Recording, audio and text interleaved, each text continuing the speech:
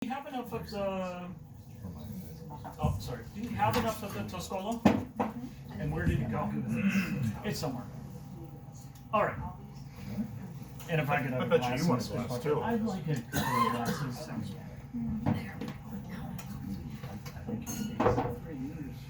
Okay, so now we begin the tasting as we would present it to the general public.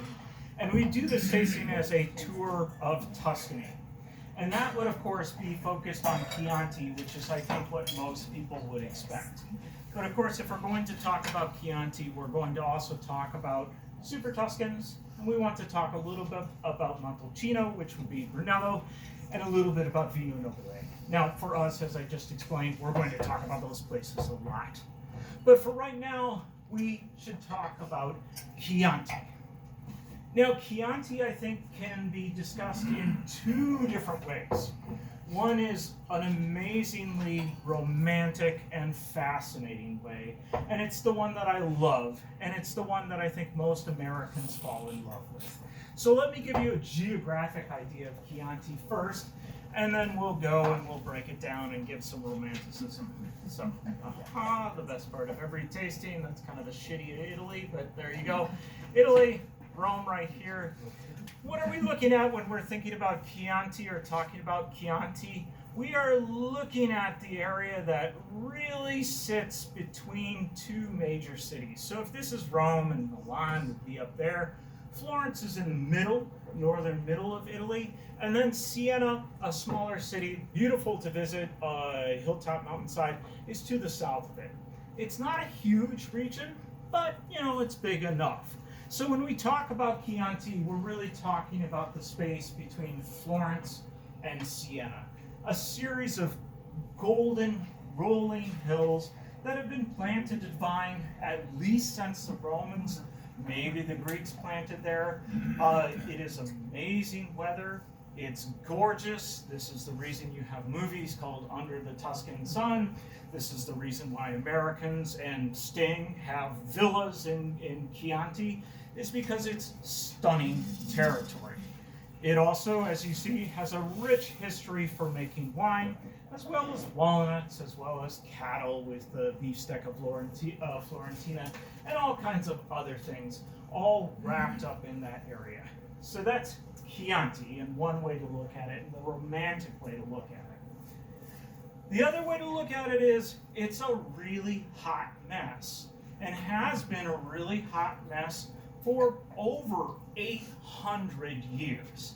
And that's amazing to think about, and is also actually true. So, if we go back to our first leitmotif of this, the context, what does Chianti taste like? What does it smell like? Here, Toscolo, take a smell and a taste of your first glass. I actually happen to love it when wines hoist me on my own petard, and this one is doing this. I actually knew Toscolo, it is Chianti, when it was a little bit different, and it's 100% Sangiovese now, and it actually used to have 10% Cab and 10% Merlot blended into it for the American audience. So it's made by a company, Emson Imports in the U.S., and they bring it in. It's really meant to hit that palate wave of Chianti. I think one way for us to think about what does Chianti taste like is, if this is 100% Sangiovese, what does Sangiovese taste like? Well, to me, Sangiovese should taste like, and this will be disputable as we go on in the tasting, should taste like a bright cherry character to it, should have a dusty character to it, meaning that the tannins are a little rough and you feel them, they're a little rustic. So if your main adjective for liking wine is that it's smooth, Chianti is not a smooth wine, and to me shouldn't be a smooth wine. It's going to be very debatable as we taste on through things. But arenaceous tannins is the nice way to summarize that. Arenaceous is a $5 word that simply means dusty, but no one knows what it actually means. It'll sell the wine more than dusty does. The other thing you can taste is on the palate, and especially on the back of the palate, there is a force there. There is a driving energy, and that driving energy is acid. It is a high acid red wine variety. That's what makes it really great with all those tomato sauces, with everything that all the cuisine you associate with Central Italy, with Tuscany. But as a cocktail, if you're just cocktailing it and you have no idea what it is, it also may be what gives you heartburn, is because it's so forcefully acidic. Now this one, Toscolo, I have bought and sold in the past. It does exist at the stores. We haven't taken a position on it in a while, but I thought it was our good introduction to Chianti. Now, like I said, in the past, it's been blended with Merlot and Cabernet, and it's been blended with those two to make it softer, to make it less acidic, with the idea that it's more appealing for Americans. Now, because of time frame, I need to halt on that subject and move forward on other things, but we're going to talk about Americans and their palates and how they relate to this. Now, what we have here is Chianti, so this big zone. So if I blow it up and we've got the city of Florence and we've got the city of Siena down here, we need to focus on geographically what Chianti is. Now, it's an amazing region, even though I just said it was a hot mess. It's an amazing region because it was first delineated in the 1300s. That is before Champagne. It's before all of Burgundy's famous classifications that we try and memorize so well here at Waterford. It's before Bordeaux's Grand Cru Classé system. It's before port. And of course, nothing in the New World in the 1300s was there. So it is the oldest demarcated wine region in the world. And it's famous, right? By the 1300s, it was famous for the wine that you're tasting. Now, something happens with this fame, which is with this fame comes growing commerce. And with growing commerce is the idea of commercialization, of selling more wine. And by the by the early 1800s, so the early 1720s, Chianti becomes a major commercial force in the world. So this area between Florence and Siena as a wine growing region becomes a major commercial force in the world. To the point that in 1724, one of the Cosimo III delineates the region even further and more restrictive.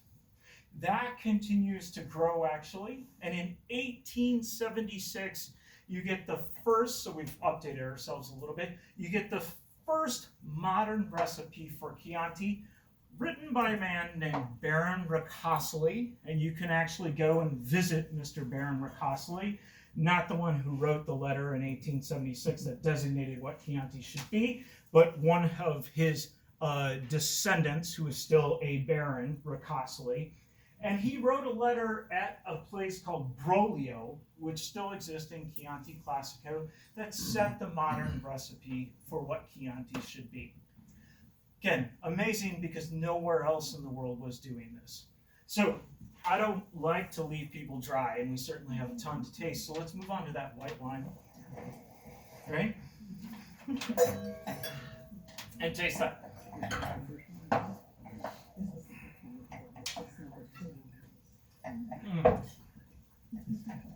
We actually have this at the wine bar.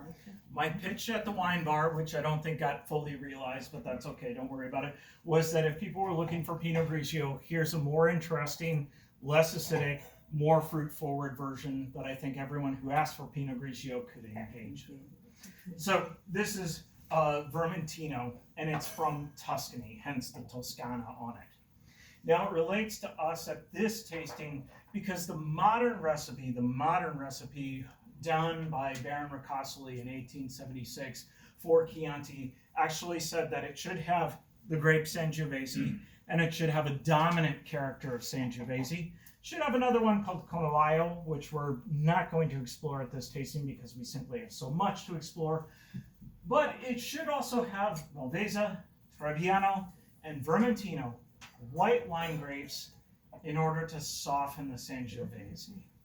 Now this gets translated over the years to mean that the modern recipe for Chianti Classico, the one that's going to get enshrined in the DOC rules, includes up to 30% white wine varietals. right? So your final blend of Chianti can contain 30% of white wine. Now you guys don't have it, but I think an interesting thing to do if you were presenting to the general public, or if we had more bottles of Toscolo, is simply take your Toscolo and smell it, enjoy it, see what you think, but then add 30% of the Vermentino to it and see how the wine changes, right? Makes a very different wine, right? Yes. So this is one of the reasons we could describe Chianti as a hot mess, is if we add 30% to what we expect in this day and age to be a red wine, 30% white wine to a red wine, it makes a very different wine. Now, maybe you thought that was crazy, but there are things to realize up into this present day that we're going to talk about. So we've hit, 1872 with Chianti. Now, by the time of the 1920s, and by the time of actually specifically 1924, there's a consortium formed in Chianti. It's famous, and a lot of people might tell you about it because of the black rooster that sits on the labels. We have one here, I'm sure we'll see it. And the consortium says, okay, this is classical Chianti. This is the main growing region, and we think the wines from here are important. They're the ones that relate back to the 1872 rule. They're the ones that relate back to the 1300. There's far more than that being made in Chianti, or being made in Tuscany, if you will, because people can profit from it. So in 1924, the Black Rooster Consortium invites the Italian government to come in and straighten out what's going on in Tuscany and Chianti, with the idea that they're aiming for higher quality, and the government is going to help them achieve higher quality by restricting the geographic zone to the heartland of Chianti, where those wines grow best and are best. Well, in 1932, the government comes out with a proclamation, and amazingly and wonderfully enough for all the producers in Chianti, they actually expand the zone, and they expand it massively. They create 9 subzones to Chianti that more than triple the size of it. So this is an example of a producer, or a group of producers, I should say, saying we want to enshrine the quality levels that we have going in order to continue the good thing that we've got going. And the Italian government says, no, let's make it triple the size. And with that tripling of the size, you get the enshrinement of the idea that you can put in 30% white grapes. You get the enshrinement to this day that you can crop very heavily. In Chianti, you can actually crop up to 18 tons per acre. The magical thing is, if you think about that, most producers in the Central Valley of California will go up to 8 tons max on their Sauv Blanc. And if you're in Oregon trying to produce high quality Pinot Noir, 2.2 tons. So in Chianti, even to this day, you can do that.